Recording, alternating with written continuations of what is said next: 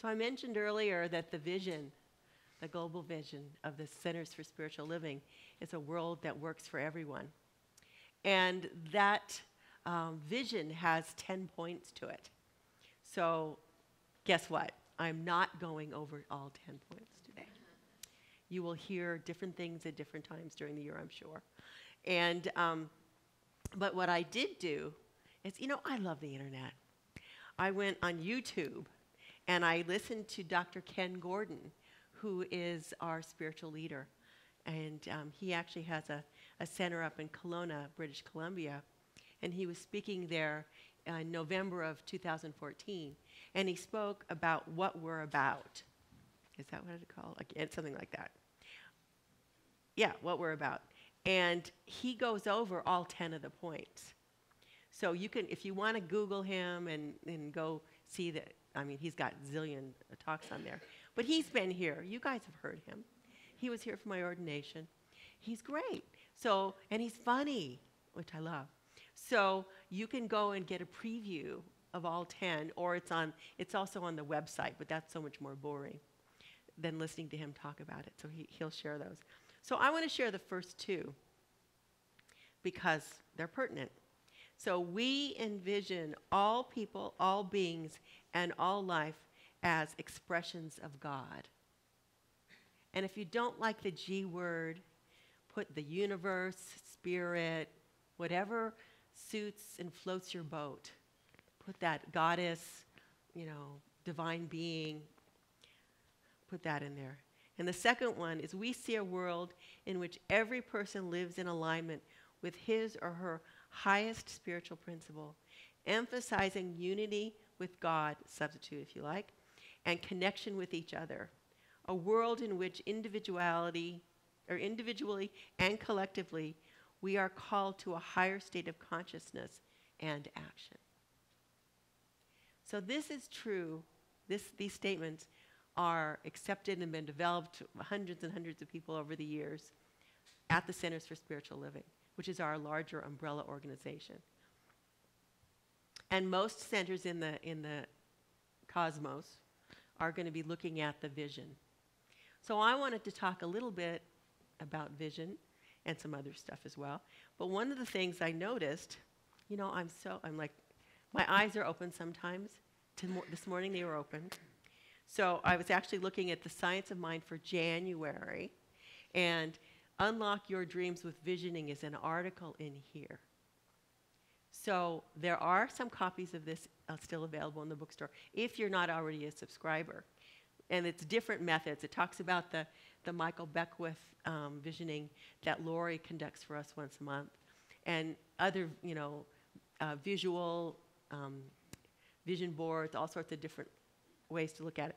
So I would encourage you to look at that. But also, and I can't resist, some of you may know Reverend Dr. Margaret Stortz, who is my teacher as well as Lanny's teacher, and she is writing the daily guides this month.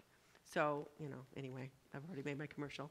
But so today, she says, bringing our gifts to life. And we are here to do a great work because the mind that created us knew what it wanted us to do when it created us. These are the two quotes at the beginning. And then from the Science of Mind textbook, we must consciously know that we can use creative power. And then she gives us an affirmation. Yes, I know that I am unique in my oneness with God. I know I have gifts to bring and do not hesitate to offer them. I am alive to my joy and compassion, and I give forth what is fully mine to share. So if you can imagine starting your day off reading things like that, let alone the stuff I haven't read. So, just kind of, so the opportunity's there. It's optional. It's all optional.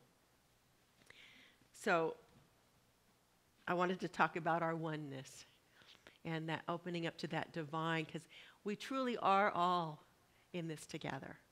And it's the universe working through us. We can move the mountains if we're all together working with each other. And last night, or actually, I guess it was this morning, I woke up with a dream, and I'm going, well, now that's really interesting. So there was, you want to picture a large room of people. We're all sitting like in sofas around. It's big. It's probably bigger than this space. And, excuse me, and I'm sitting there with some other people, and there's a speaker, and he's talking. And as a joke, for some reason, and I don't understand because it's a dream, everybody is supposed to cross their right leg over their left leg at once. So that's the joke. And then the next thing I noticed, there's this woman standing up, and she's like right across from me. And she's telling everybody to put their hands like this and join your hands. Well, now, it's not easy. It's hard because we're sitting on sofas, we're sitting on chairs. It's a big old space. People are random. But we're all joining together. Now, I don't remember if we were singing or what was going on, but we're all joining together. But the woman who stood up, which is fascinating, we haven't figured this out yet, was Jean Houston. I don't know how many of you know Jean Houston. She is a spiritual teacher and an amazing author and speaker, and she's just an amazing woman. So, okay, it's a divine visitation of some kind. So I had to go look up some quotes that she said. And this is one of her quotes, and I'm just going, oh, no wonder I had the dream. The world needs the sense that we are all in it together. You are not a passive observer in the cosmos. The entire universe is expressing itself through you in this very moment. Are you feeling powerful just sitting here? You should. You should. And one last one. This is the one I really like too. At the height of laughter, the universe is flung open to a kaleidoscope of new possibilities. So I'm in favor of all the laughter that I can find, that I can experience, that I can get. And especially when I can laugh at myself. And I have a myriad of opportunities. And so does Gary, wherever he is. Oh, there he is. Oh, she's done something silly again. It's like, yes. I love it. I love it. So we are truly divine beings having a human experience. And it's fun. It's like, wait a second. If I am not here to give God a good time, why am I here? So I can have a good time and God can have a good time. What's better than that? Can't beat that. 2 weeks ago, and I didn't get a chance to listen to Lenny's talk last week, but 2 weeks ago she talked about this book, Anita Moorjani's Dying to Be Me. And if you haven't read this book, I strongly recommend it. You can get it on your Kindle. It's probably $9.99 or something. Or I was looking in the bookstore. I didn't see any copies. It is out in paperback. As you can see, I've got, well, anyway, there's stuff in here that I've marked. But she's the woman who was living in Hong Kong and got lymphoma and was suffering with it for 4 years. Quick recap. And went to the doctors, and they basically said, oh, all your organs are shutting down. And her mother was there, her husband was there, and her brother was on the plane coming. And she had a near-death experience. And she knew her brother was coming. She knew the doctors down the hall were talking about her because she was not in her body anymore. And then I'll talk a little bit about her experience, but then she recovered. And now she's written a book. She's out talking, and that was in 2006.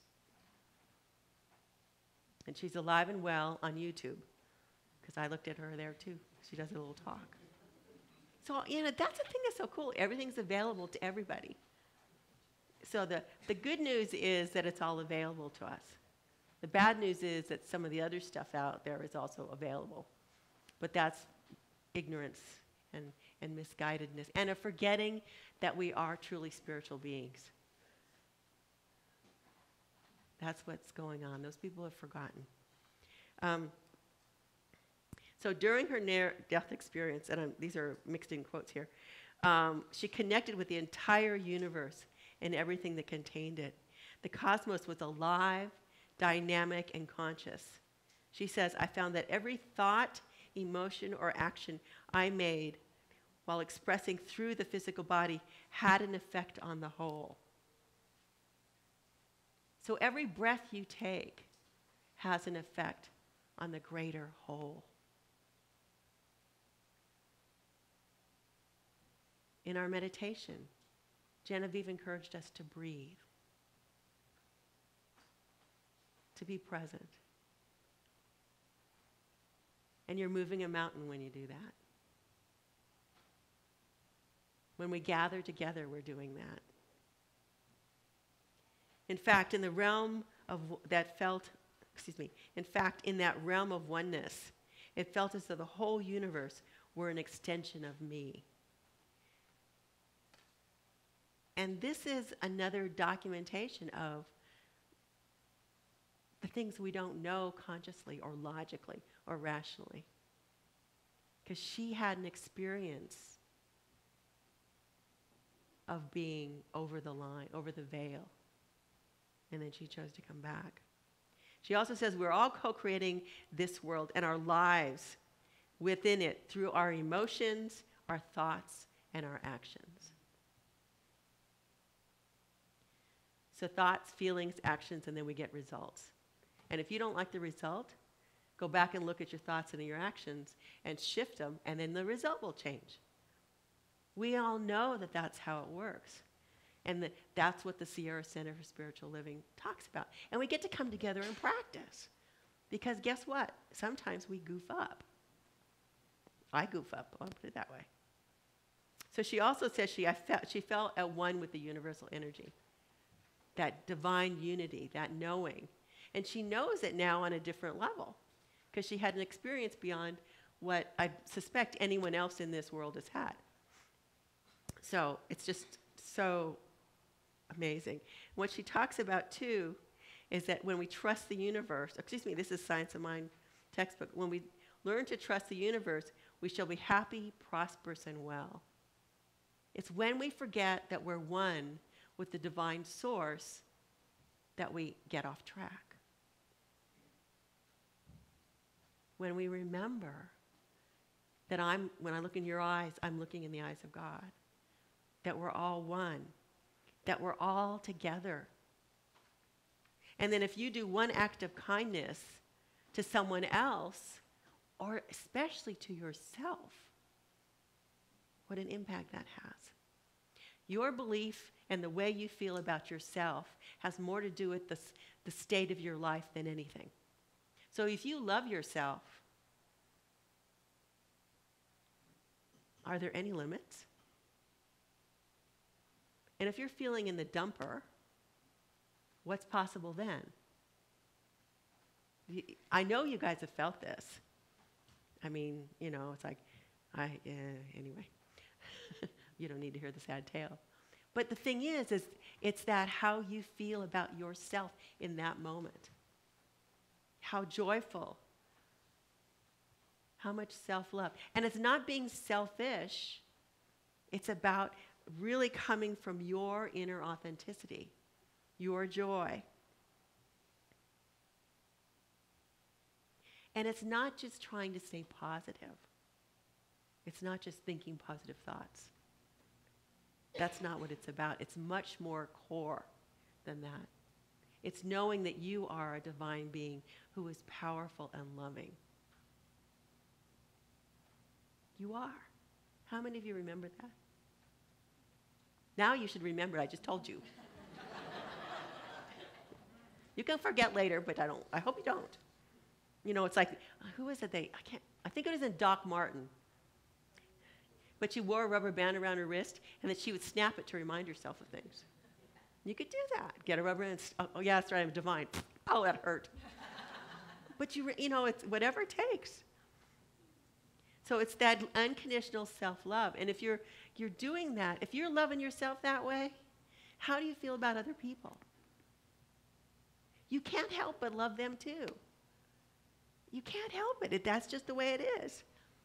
So your job, our jobs, are all to be ourselves, to be loving. And because of that, we're so powerful. We're amazing beings.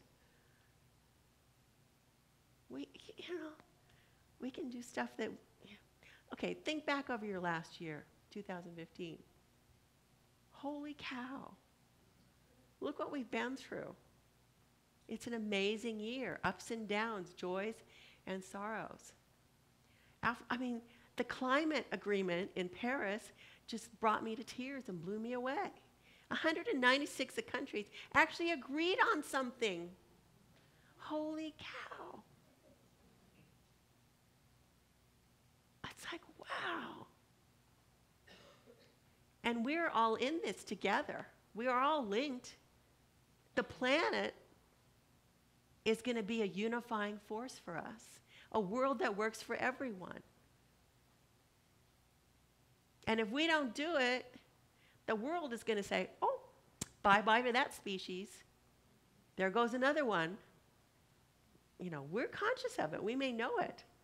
A lot of other animals are conscious of it too. But anyway, that's another whole thing.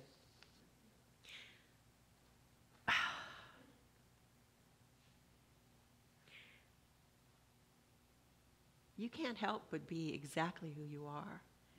But it's when you forget. I need to remind myself that I am truly a powerful divine being. And that I can have vision and work on what my vision for my life is. And I want to remind you of what here's one quote. How many of you know who John O'Donohue is? He's awesome too. He says, each of us is an artist of our own days. The greater our integrity and awareness, the more original and creative our time will become. So each and every day is sacred. Each and every day is special. And we start where we are. It's not like we need to learn something else. It's not like we need to be something else. And I'm talking to myself, it's not like I need another certification. So we can do a world that works for everyone. And the first 2 points, of course, are we envision all people, all beings, and all life as expressions of God. We see a world in which every person lives in alignment with his or her highest spiritual principle, emphasizing unity with God and connection with each other. That's why it was so cool to see you guys hugging each other. It's like, wow, the energy, it felt good. A world in which individually and collectively we are called to a higher state of consciousness and action. And all I can do in this moment is encourage you to look about yourselves and what do you want to see in 2016? We'll start small. We'll give you a year. You could do it in a day. Whatever suits you. Whatever is your vision for the next time period that you want to look at. What do you see there? Because we know the divine creative process is going to support you. Whatever you put your energy, your conviction, your knowing, your emotion into, that's what shows up. So be careful where you put that. So I want to create peace. And I'm going to start right here, right now, with a poem that I want to share with you. It's called The Peace of Wild Things by Wendell Berry. And I'm going to read it twice. When despair for the world grows in me, and I wake in the night at the least sound, in fear of what my life and my children's lives may be, I go and lie down where the wood drake rests in his beauty on the water, and the great heron feeds. I come into the peace of wild things, who do not tax their lives with forethought of grief. I come into the presence of still water, and I feel above me the day-blind stars waiting with their light. For a time, I rest in the grace of the world, and I am free. The Peace of Wild Things by Wendell Berry. When despair for the world grows in me, and I wake in the night at the least sound, in fear of what my life and my children's lives may be, I go and lie down where the wood drake rests in his beauty on the water, and the great heron feeds. I come into the peace of wild things who do not tax their lives with forethought of grief. I come into the presence of still water, and I feel above me the day-blind stars waiting in their light. For a time, I rest in the grace of the world, and I am free.